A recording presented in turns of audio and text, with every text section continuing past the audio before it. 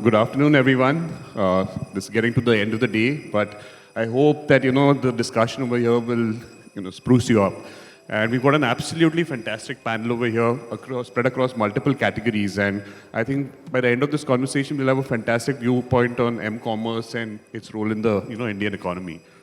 So, to kick off the discussion, I hadn't really realized this till I started preparing for this panel, but we have like 1 billion screens in the country, right? More than 1 billion screens. And what that means is that commerce is actually changing from a screen experience to a creator experience, a content experience.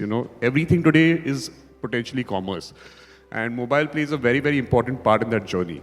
And I think I'd like to start off this discussion by asking each of the panelists over here, their one-line take on how mobile commerce is impacting your industry or your sector, and just a bit of a rapid fire to get things started. So Bhavana, maybe we can start with you. Sure. I think for us specifically in the home furnishing category, it's basically merging what used to be completely separate steps along the purchase journey, right? It was discovery, which possibly happened in print or TV, and then research, and then final purchases, which used to happen at completely separate steps. Now all of it is getting merged into one seamless journey. The whole funnel has collapsed for you. Well, we actually deal in smartphones, so I know for a fact that it is moving towards mobile. But I feel that in general, mobile is easy, right? Your laptops, desktop, and everything is kind of an acquired thing by many. But mobile phones comes in easy, so you know your way around it. You know everything that you can do on it, and therefore it is moving towards that just because it just makes everything easier. Yeah, you're pretty much at the heart of this conversation that we're having. Please go ahead, Altamash. Yeah. So I think for fashion and retail, I think for that category perspective, mobile is the platform on everything. The discovery starts on phone. The decision is taken on phone, and probably then it's decided where to shop from. Mostly it's online. Even if it's in store, it's the journey of discovery still happens from the mobile device itself. So it's everything for retail category. Got it. I think for the financial industry, and we are part of the mutual fund group, right? And the journey has been very interesting. Earlier on, I don't know if most of the audience members, if you will remember, there used to be an agent who would come to your house who was typically your father's friend and who will try and sell you a life insurance, and followed by that some SIP of some mutual fund, etc. So there was discovery happening there, and then you would get educated by talking to your friends' families and God knows where else, and then decide about thinking a mutual fund, I don't know, maybe 3 months, 6 months later down the line. Two things that have happened for us in the industry, and I completely agree with what Bhavana said. One is the entire funnel has collapsed. So from education to decision making, everything happens on that same screen, right? The second part, interestingly, that has now transpired also for us is a lot of context and micro moments start getting built in to the finance journey. So you can target the consumer on a certain life goal.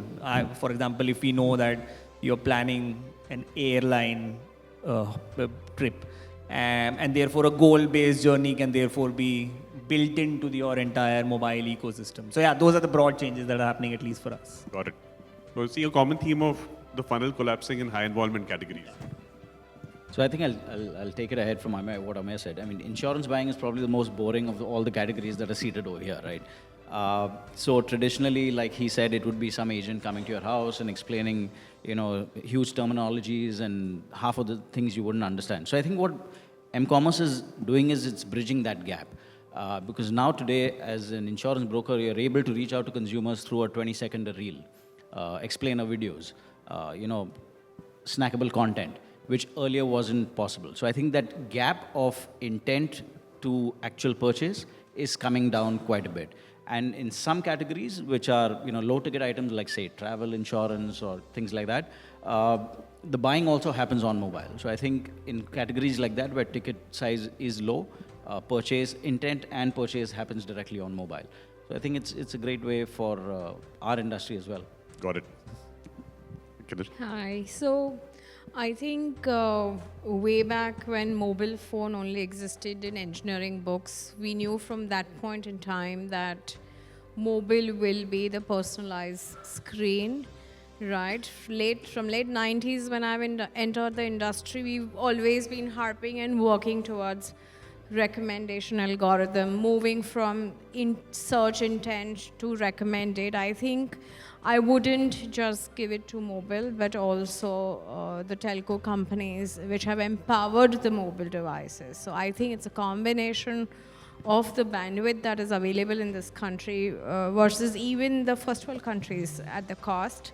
I think it's turned that belief into reality, the personalized space.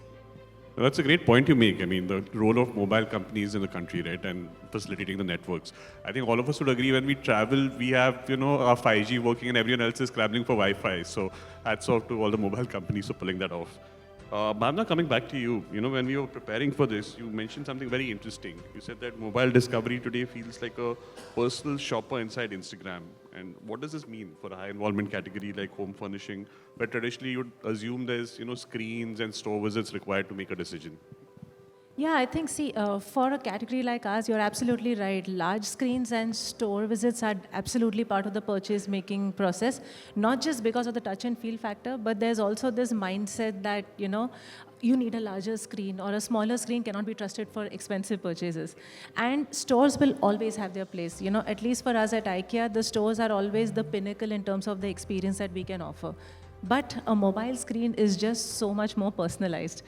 Customers scan and, browse on their screens the whole day, all the time, not just when they're looking to purchase. And therefore, you have so much data about, where customers' preferences lean towards in terms of style groups. You can actually figure out whether a customer is more inclined towards, say, international or modern decor or towards traditional decor. And then what happens is that the inspiration that you're able to give to the customer is just so much more catered to their preferences. And for a highly emotionally involved category like ours, like home decor is extremely personal to everyone. This can, make us a differentiator. It brings in engagement and consideration for us as a brand. So that's one thing. The second thing is with a large screen or with a store, you only engage with the brand when there is an intent to buy. But with a mobile screen, you're engaging with the customer even when there is no intent. That brings in top of mind awareness. So I think these are the two big things for us, what a mobile screen is bringing in which other formats can do. So you've seen a significant uplift in mobile, let's say, call it engagement from your audience over the last few years? I mean, from where you were a few years back to now? Yes, absolutely. I think I've been at IKEA for 5 years, and before that I've worked in other organizations as well. Even for a category where the average order value is extremely high, we are now starting to see a lot more discovery, but not just discovery, but mid-funnel and lower funnel purchases also happening on a smaller screen now. Understood. So that's an interesting one, right? Because home furnishing is so high involvement. So I'd actually love to jump to Altamash, because fashion is actually very nicely, very naturally lends itself to the mobile screen, right? People are discovering all the time and scrolling all the time. So what is your experience in terms of the role of mobile from a fashion industry? So as you rightly said, right, fashion as a category, as an industry, by default, it's you discover it, you see it, then there's a want, and then probably the purchase happening. With mobile, it has just scroll is added into it. So there's a scroll, then you see, then there's a want, and there's a purchase. But that journey has become very, very short, thanks to the kind of content we are consuming, thanks to the kind of attention span which the consumers today have. So in fashion, it becomes very, very important that, the product has to be visually appealing. And the best way to show that is into the best form of content, the best form of visually you can appeal to the consumers. It's not like, in insurance or probably say in a mutual fund category or even home furnishing category where there's a research or an education is required. The more you influence, the more appealing it is, and the more visually appealing you make it, it helps the category and the brand from that perspective. The beauty is that India is still predominantly offline purchase as a country. Our retail footprint as a country is still very, very strong. And even for us as Pantaloons, we are very strong in our retail footprint. But what mobile helps us is it gets us reach to those pin codes, those regions where a physical footprint is not possible. But there are consumers sitting and there's a demand coming from there. So that's how it is helping the fashion category for sure. Well, it's an interesting thing you touched upon, right? With Pantaloons, it's not just about the cities. You go to tier 2 cities as well. You go to some pretty remote parts, and it would be great if you could elaborate a little more on the role of mobile. And are there places where it's mobile only purchase because there are no stores, and in places where both exist, is there cannibalization or is mobile reinforcing store visits? I mean, what's your observation? It's actually all. There's not one answer or there's one thing. Depending upon the region and the part of the country the brand is present. So there's very less cannibalization as of right now, considering the retail footprint of Pantaloons is really big. And there is a huge demand coming from pin codes where we are not present. So mobiles help us, online retail help us to reach over there. One thing which is changing probably the way we are looking at things right now from mobile is that the same one single view of a customer, right? That where does the touch point comes from? What is the kind of nudges and interventions is required for a consumer to convert from from their awareness to middle to decision making stages.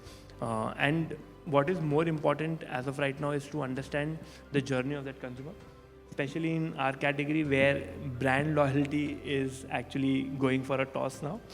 It's more of a format, it's more of a visual reference and fashion which consumer comes with. So in those scenarios, the more touch points, the more nudges we are able to build it, and mobile helps us to do that and build that part. So it's actually doing all of it, right? It's helping us increase the footprint for the brand. It helping the brand to sell at a right price point. There are value shoppers. There are shoppers who come only for deal. So you can cluster and identify the audiences basis what kind of intent they come from, and then probably reach out to them accordingly. So I think both Bhavana and you made an important point about the data signifiers and the ability to personalize on the mobile for the audience. And Gautam, I'll come to you because I'll ask you with two lenses. One is, how does this impact your product sales itself? But also with Xiaomi, there'll be people who are in the ecosystem, right? Who probably bought a phone and a laptop and so on and so forth. And does that help you understand them even better? How does that work for you guys? So I'll answer the first question first. Basically, even for us, mobile is the dominant part when it comes to purchasing. Around 60% of all purchases are done through mobile. And coming to the other thing, basically for us also mobile is dominant. I mean, it started the entire thing of why you need a mobile phone, because everything becomes easy, and therefore people also see the opportunity of, because it's easy, more and more people were trying to shop from them. So a low involvement product, obviously, but even for smartphones, TVs and all that, people are buying. And if they are not buying, this definitely creates that shortlist for them so that they can go to a store and buy. Coming to the ecosystem part, of course, there are millions of people who are using mobile phones, TVs, watches, air purifiers, and all those things. What it does is, of course, we understand our users better. We can create slight nudges of what products they are going to like. But in a major way, how it helps us is to build that catalog of products for future products, basically saying that, okay, if our consumers is watching this, looking at this and all that, maybe a bigger TV is something that will be required in the market. Maybe a better camera phone would be required in the market. So we basically, data privacy is a top priority for us. So we are not using that data to kind of advertise, but to build a better catalog for our consumers. Got it. Yeah, and that privacy point is really important, especially when it comes to personal devices. Yeah, absolutely. I think another category that understands mobile behavior really well is obviously OTT, and Kinnari, just coming to you on that one. How does it work for you? What is commerce for you? Is it content driving purchases? Is it just your subscription, or upgrading someone from free to premium? Or what is commerce for you, and how does content fuel commerce and commerce fuel content in your category? So for us, content is the product, right? It changes every day for us. Every day we are putting out a new piece of content, and that is the product. So content does create the purchase intent, but at the same time, purchase will lead us to make content decisions. So technically, it's a flywheel between the two. So the consumer is coming, he's watching a piece of trailer, content, etc., and then he makes a purchase decision. Now these purchase decisions, the signals add up back to us and telling us what's working, what's not working. In earlier days, this flywheel always existed. What I think is now happening is, because of the AI, the flywheel is shortening or rotating much faster, and that's how we like it, because we like to read a lot of data. We like to understand what the consumer is watching, even what the consumer is not watching. What is his drop-off points on the player? is he coming back, which emotion is striking him much more, and then a whole layer of saying in the same piece of content or movie invokes X emotion in you versus Y emotion in me, right? So I think it's a flywheel where both of them, are totally interlinked in that fashion for us. Understood. So thanks for sharing that.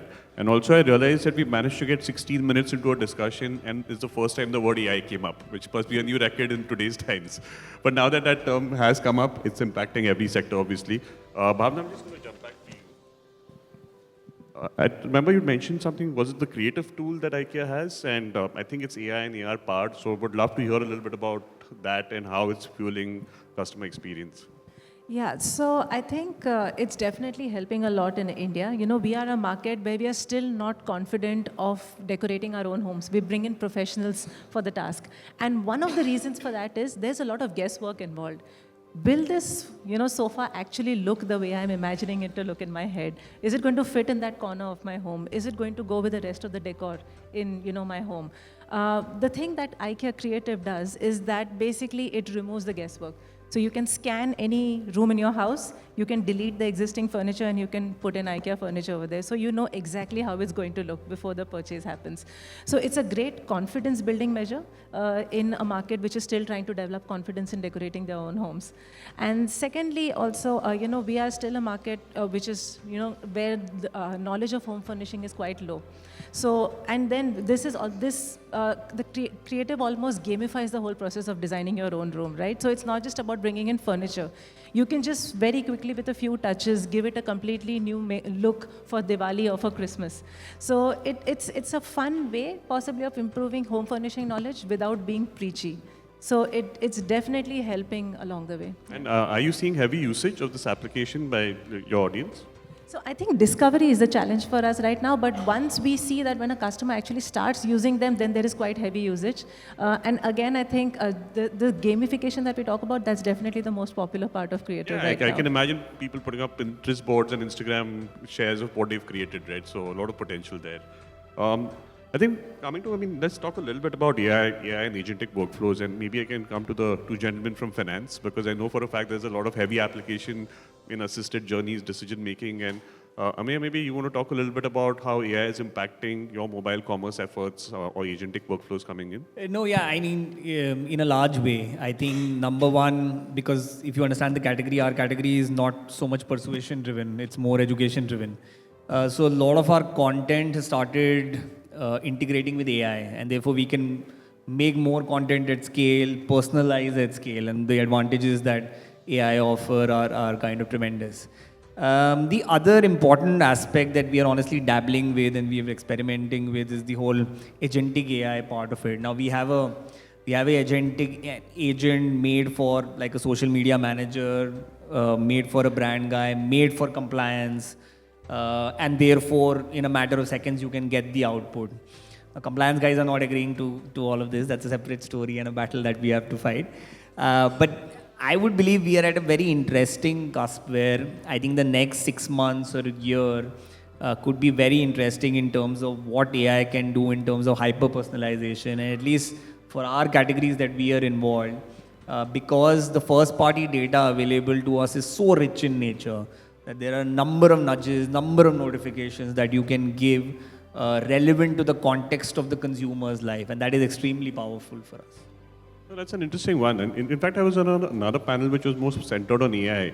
And someone from the insurance space told me that a lot of times when people start going through these education journeys, they start dropping off because the language can be complicated. And they've had AI chatbots making calls to them and guiding them through the process of filling the forms and just completing those journeys. So I'm assuming that's where you're headed. You want to give your point of view as well? Yeah, absolutely. I mean, what you said was right. I mean, data is the new currency for us, right? Nowadays, we have a lot of data that we can use across all our springboards. So how do we use it effectively, and how do we use it, to reach out to consumers properly? Now, obviously AI helps us into data segmentation, demographic-wise, and all of that. But what the main key thing about insurance is that it has to be personalized. It can't be one size fits all for anyone. So that's where AI tools and all of these kind of things help us into things like predictive analysis, pushing, different kind of policy codes, code comparisons, grievance redressals, all of these things, because people want immediate action, right? So that's where m-commerce helps more, because everybody wants answers immediately. So things like, chat bots, WhatsApp bots are really, really helpful in terms of discovery, in terms of creating that intent. But unfortunately, because insurance buying is still considered a push category, it's not primarily a pull category. You'll not scroll Instagram and say, oh, let's buy insurance today. There's still a lot of insurance awareness, insurance education that people like us have to do in our category. That's where AI and m-commerce helps in filtering out the right kind of audience, filtering out the right kind of information, and pushing that information in the right format. It could be in information in your local language. It could be information in, like I said earlier, short explainer videos. It could help you in filling out your insurance forms, which technically you would have to have an agent doing it for you. So all these things primarily kind of help bridge that gap and make insurance buying a much more convenient process, which earlier wasn't. So yeah, I think it's definitely... Got it. No, that's pretty insightful. Yeah, Altamash, you want to jump in? Yeah, actually, just realizing all of us are sitting on the panel, we all are into category where we are data-rich category. We have the luxury of knowing who our customers are when they purchase it. And yes, data and AI is helping us do a lot of those segmentation. But I think one of the key problems which AI solves, and especially for fashion and even to a certain extent for even IKEA, is visualization. You can have 20,000, 30,000 products in the store.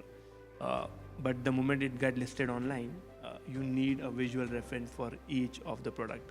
You need 6 images, then there are Amazon requirements, Myntra requirements. You need to have those catalogs ready. And thanks to AI, and pretty advanced now, and the way industry has shaped up, very realistic pictures of actual garment can be generated. And that's the maximum pitch which I get from most of the AI companies, that we can quickly turn around thousands of products into the catalog. Yeah, that's a massive advantage. As someone who's worked on fashion brands, as long as 10, 15 years back, we were shooting on human form images just so that we could help with visualization. And now it's like this, right? You just use AI. And the way omni-channel has been shaping up in India, customers are today expecting that what they find in store, if it's not available in sizes, they want it online. Now to bring that product online, at times can be challenging from the visual standpoint, and thanks that AI brings in that quick, efficient capability to have those visual references in form of catalogs online. Kinnari, if I can come back to you on this one, because I know that in content also, AI has been used for a while now to make predictions, understand user behavior, but also tagging of your content, and you got a lot of regional content, right? So what is the role of AI in your organization in terms of either, internal processes like, efficiency tagging and stuff, or delivering better mobile experiences? So I think from where we are, or personally how we look at AI is, I think we're just sitting on the tip of the iceberg as far as AI is concerned. There are very low-hanging fruits in AI, like meta-tagging content, personalization, etc., etc. But surely if I'm envisioning AI in the media space, it starts from saying that there are only X number of stories that can be told in this world, right? So in content, how many more stories would you say? What AI helps us do is these same number of stories that can be said, because there are X number of relationships that you have in your world, right? You have friends, you have school friends, various amounts of relatives. That's your circle. Now, around that, we are weaving a net of stories. What AI helps us do is, can we tell this story more differently, right? For example, take the very classic example of Ramayana. If Ramayana was made and shown to our children, the one version that existed about 20 years back, they are not ready to watch it. So it also helps us reinventing a lot of those wheels. We are now able to say the same story in a much larger than life fashion. The GTM to the market is much faster, and it is tuning to the feed signals that we have from the consumers, because the consumers today are growing younger and younger, and with a kind of global plethora of content that is available, it is very, very easy for him or her to keep on switching, right? He's not bounded by his choices today. So AI just helps us tell those stories differently, re-engineers those stories, and with all the, of course, data led. But at the same time, from where today AI is, I think, personally, I feel it's a double-edged sword, right? If I say land up into Myntra, or say I land up into my own app, right? Now, it's just throwing me the same suggestions that I'm browsing. So now I am limited by choices, because this content discovery also, we thought it will simplify, but because of the way AI works, it's also getting limited. So you go on Netflix, you're watching one particular genre, and it's filled up with that, right? You type one search on Instagram, and all your feed will convert to that. So I think we ourselves have a lot to learn from AI, then teach AI, and get to the best balance between what is programmed and what can AI do. Balance, that's a good keyword for us. Gautam, you want to talk about the Xiaomi approach to AI from a m-commerce perspective? Yeah, I mean, for Xiaomi, because, I mean, compared to all the categories, mobile phone for the longest period of time, it has been a pull category where, people are themselves researching and all that. And AI is generally to solve something which is complex or resource heavy. Like in their case, getting all those photos out, all the ideas out and everything is a complex problem. For a mobile phone or TV or, the category that we work in, the after sales is the complex part. And not the sales, because whether you want to understand a product in your particular language, there would be endless videos that would be covering it, reviewing it, unboxing it and all that. So where it really helps us is after sales. Like one example would be that our Me Service app uses the AI in order to get all your information, and when you go to a service center or something, this AI will automatically provide all that information to the service center, making that process a lot more easier.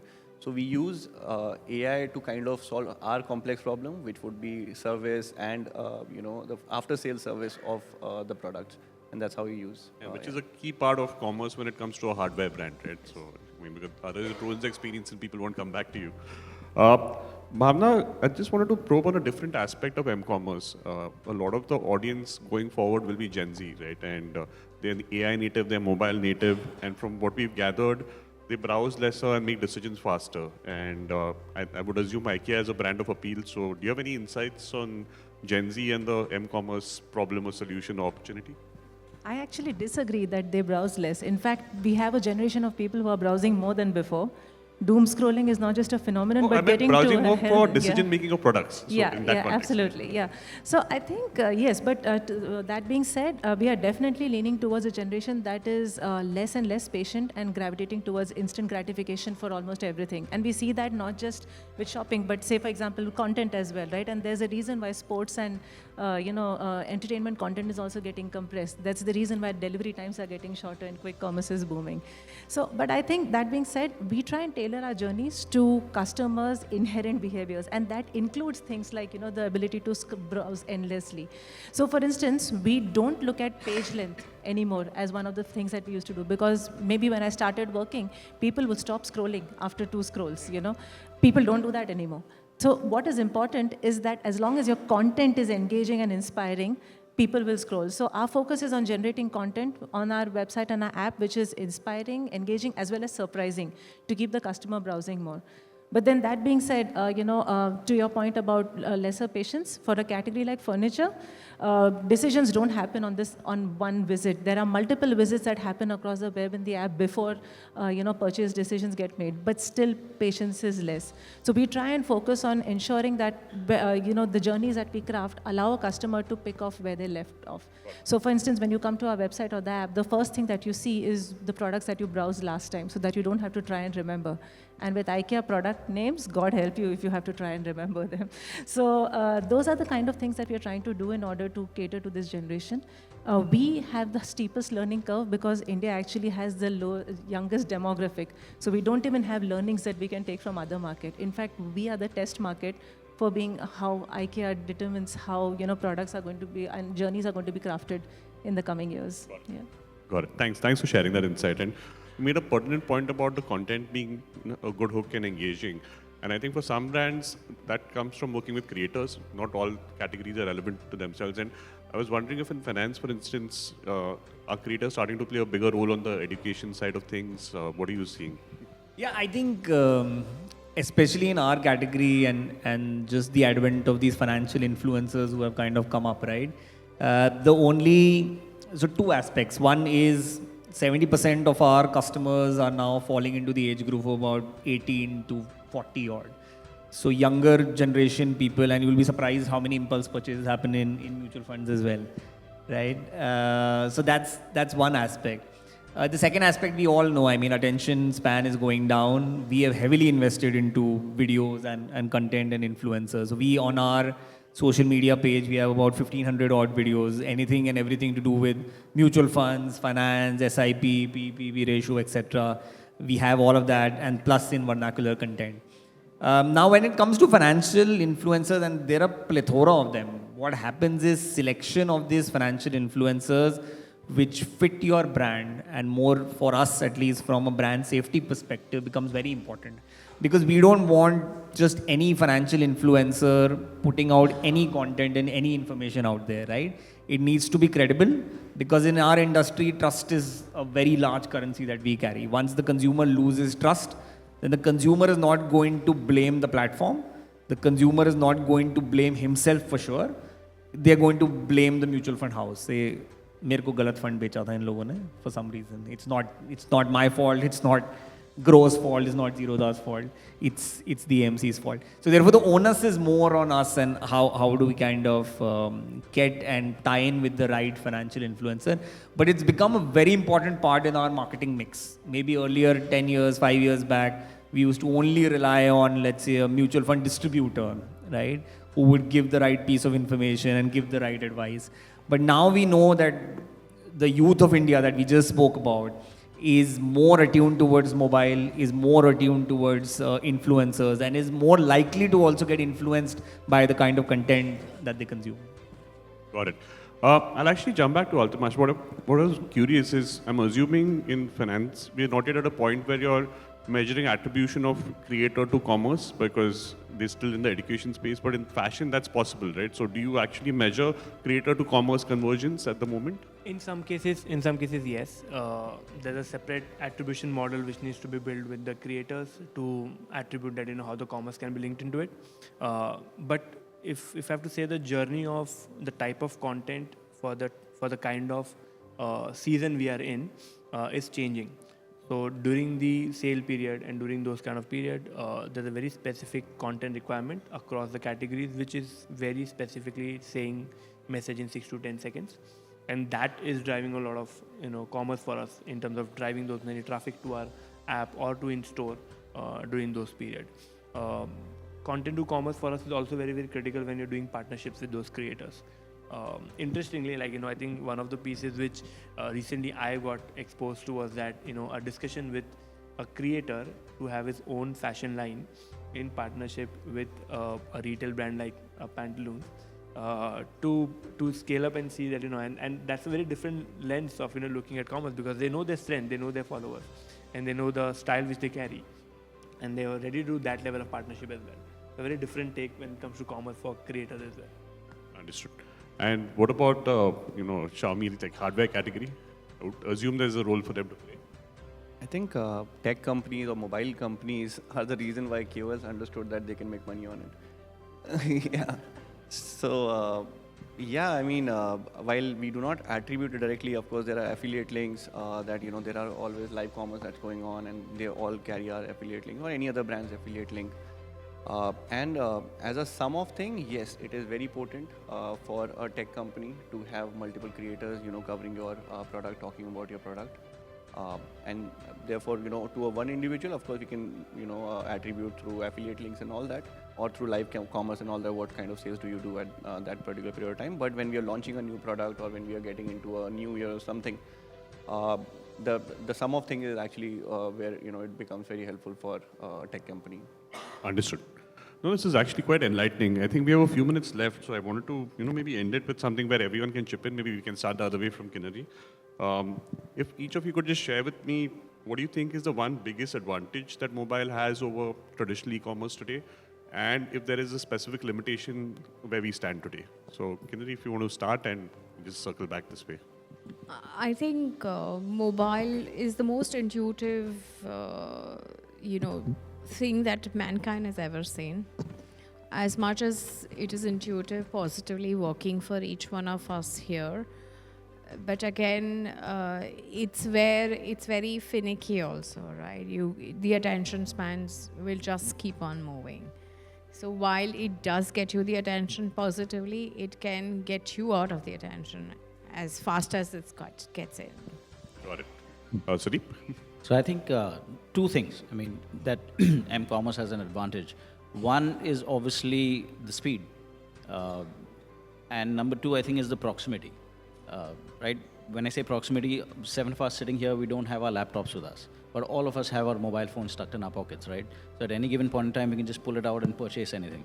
So I think these two things really make a huge, huge difference in purchasing anything, right from insurance to fashion to home decor to anything. Where I see a disadvantage that m-commerce has, at least in my category, is somewhere it's the trust factor. Because like I said, insurance buying still relies heavily on a man-to-man or a person-to-person conversation. So although the discovery or the intent or everything in between may happen on m-commerce, verification still happens on a website. It still happens on e-commerce, and the final purchasing may still happen after I speak to a contact center executive and he or she explains the nuances of that product to me. But again, it's product to product specific. But yes, that's I think the advantage and disadvantage. Might be lesser of a challenge in mutual funds. Yeah, now these challenges have reduced because a lot of information, like we discussed earlier, are present on the mobile itself. I think the big advantage that mobile offers to our category is context. Like there is life stage, there is lifestyle, apart from the other parameters, age, demographics, etc. So that's a huge advantage that kind of mobile provides. One of the disadvantages, at least in personally, maybe from a brand perspective, which I feel is on attention, because there is so much happening there, large screen viewing versus small screen viewing. There is a slight disadvantage of attention that can kind of hamper your mobile experience. Yeah, that's what. I think I'll just add on to Amey's point. I think winning the consumer today in the mobile world has become difficult for brands because of the low attention span in a category like us, where the loyalty is not so common. But I think one of the limitations for fashion as a category is no matter how well you give an experience to consumer on mobile, going in shop and shopping, that experience cannot be taken away, right? And the joy of it, the joy of trial, the joy of experiencing the garment, the feel of the garment. I think that's something which is a limitation, which I will say in fashion as a category.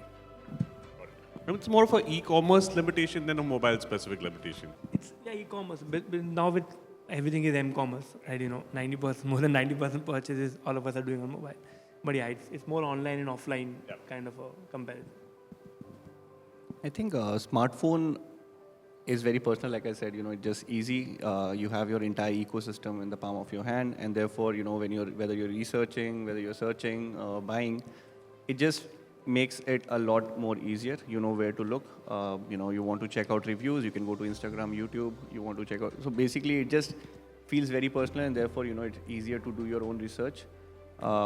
And kind of disadvantage, I would say it's a very beaten to death kind of a middle class joke, which is, if you want to buy something affordable or something like that, then mobile makes sense. When you want to buy tickets or furniture or something, you go to the website through a laptop to make it seem more serious. But if you go beyond e-commerce and m-commerce altogether, a lot of consumers do want to try it out in a retail store, and mobile phone is something that, a lot of companies will make a lot of tall promises, and therefore it kind of gets muddled. And therefore that final touch and feel and experience is what people are seeing. So that's the only, no points left for me, I guess. But I think, the advantage that mobile gives us is reach. We started the conversation by Yes, you that's saying an India important is a point. screen of billion, is a country of billion screens. And IKEA is a brand that's meant for the many. It's basically mobile that's helping us reach remote corners of the country, which at the moment cannot be done with the physical stores. I mean, we have less than 500 stores worldwide. There are 330 cities in India. So mobile is definitely helping us reach more of the many. And I think disadvantage is the inability to activate all 5 senses. Home furnishing is a category where you need to be able to experience everything together. The experience that you get of sitting in a sofa, in a store, in a made-up living room is very different. And I can describe a candle in as many ways that I want to do, but you cannot smell it through a mobile. Yeah. Absolutely. No, that's a point well made. I think this was a very insightful discussion. My big takeaway from this is honestly, I don't think we should have a topic of m-commerce separately anymore. It's all collapsing, creators, content, commerce, and I think as marketers, we try to segment these things into m-commerce and e-commerce. As a user, they might see a creator today, might happen to be on the laptop, might happen to be on the mobile and just order, right? So just think of it as commerce, and I think that's the way forward for all of us. So thank you so much for all your insights. I'm sure the audience really enjoyed it. Thank you. Thank you.